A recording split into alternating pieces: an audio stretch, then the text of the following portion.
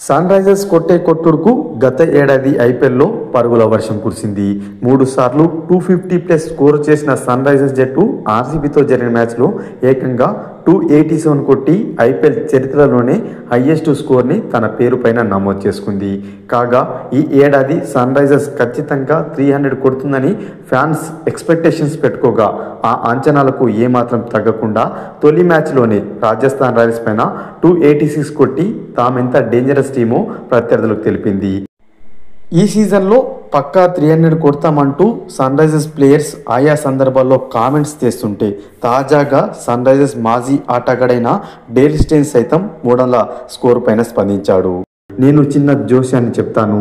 April 17న ఐపీఎల్లో మనం తొలిసారి 300 పరుగుల స్కోర్ను చూస్తామని స్టెయిన్ తన ఎక్స్లో రాసుకొచ్చాడు. ఐపీఎల్ షెడ్యూల్ ప్రకారం ఏప్రిల్ 15న Sunrisers Hyderabad Mumbai match అయితే జరగబోతుంది.